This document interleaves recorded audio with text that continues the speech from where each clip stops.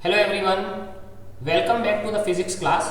In the last few classes, we learned about the charge distribution and we saw that how can we make the discontinuous or discrete charges continuous in form of line charge distribution, surface charge distribution or volume charge distribution.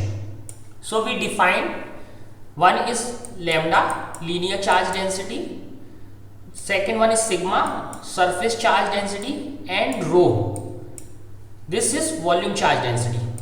Please remember these. This is simply lambda is delta q upon delta L, length element. Sigma is simply delta q by delta S, where S is the surface area, delta S is the surface area, and rho is simply delta q upon delta V, where this is a small volume element. So please remember this because we are going to use these things today. Next, we learned about the Gauss law, and using this Gauss law, we arrived at a conclusion that flux is always charge enclosed by a closed surface divided by the permittivity of free space. So this was there. So this is without proof the Gauss law that electric flux through a closed sphere S is always q upon epsilon naught, and we discussed some of the property of this Gauss law. First is that this charge q, if there is no charge enclosed, so the flux should always be zero. Flux should always be zero. So in this case, on that day we solved this case. In this case, there was only electric field and no charge was enclosed inside, so the flux was zero. In another case, we solved for a sphere, and at the center of this sphere there was a charge, and we saw that the flux outside this is always q upon epsilon naught, which was the consequence of Coulomb's law. And we learned about some of the properties associated with this Gauss law, and we discussed them. And after that, we solved these two numerical examples, 1.11 and this 1.12, and we tried to understand and tried to apply the Gauss law.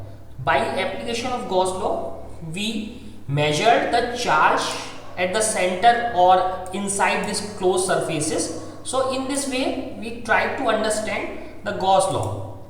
Now today we are going to use this Gauss law for several applications.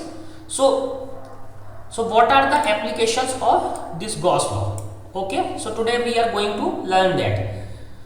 So for first application, let us take a wire. So first application is field due to an infinitely long straight uniformly charged wire. So this is our first application. So first understand what the problem is, that we have a wire. Previously we were solving for a charge, one charge, two charge or three charge. But problem is that for the charge you can solve. But if there is a wire, this wire is very long, very long, that means it is infinitely long. So how can you get electric field due to this wire at point P? P is outside this. So that is our problem, which we are going to solve using the Gauss law. So this is our problem. So the problem is field due to an infinitely long straight uniformly charged wire. So some of the consideration so here in this figure, first let us understand this figure, then we will move. So this is wire, this is our wire, this thing is our wire. We need electric field on this point P, and this wire is positively charged. Let us say this wire is positively charged. This could be negatively charged as well, but let us take positively charged. Now we need electric field at this point P, and this wire is, as you can see here, is infinite. That means very long. Infinite, in real life nothing is infinite, so it is very long. So to solve this, we take two elements. this element P1, this element P1 on one side, another element P2 on another side. So since this wire is positively charged, this is also positive, this is also positive, and you know that because of this small length element, since this is wire is always 1D, and length of the wire L is equal to infinity, very long.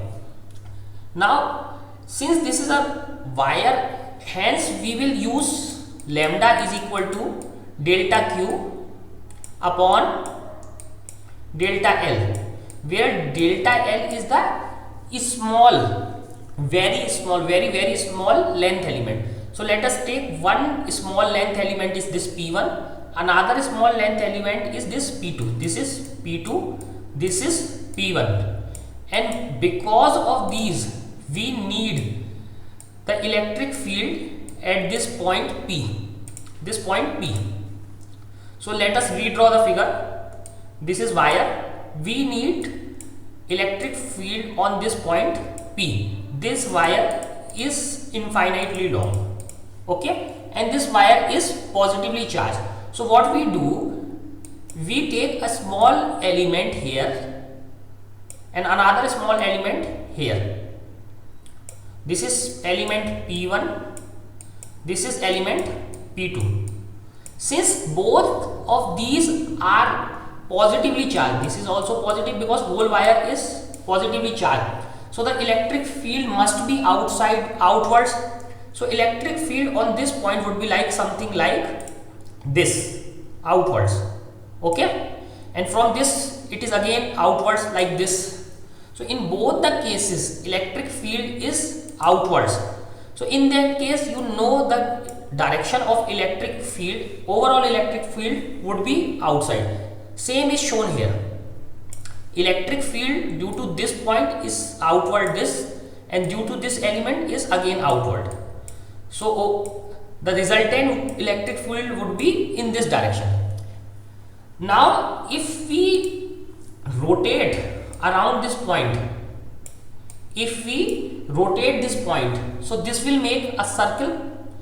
If you try to rotate this point, this will make a circle. See here, the circle is made by rotating this point. So what they are trying to say, if you rotate, there is a circle, and since there is a circle, there is a radius associated which is small r. This is small r. If you take another point P dash or third point P double dash or any point on the circumference of this circle, all of them must have the radius r. So for all of them the distance would remain same. Now the direction of the field, let us say if this was the point, so again for this point field would be like this, from this point like this, and from this point like this. Again this is radially outward.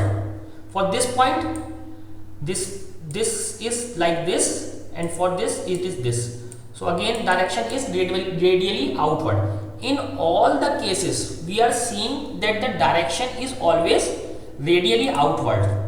So first let us understand the meaning of radially outward. What is radially outward? So this is the point P, and if we join it with the center, so this is a direction and field does have a same direction, then it is called radially outward. Similarly, if we join this point, so this is radius and field also has same direction, this is radially outward. Similarly for this, field is also have same direction. So here you can see that field is radially outward in each and every case, whether you take point here, similarly here, again like this, and field is radially outward. You connect it to radius and field is always radially outward. So one thing is very clear, it does not matter where we take the point, field is always radially outward.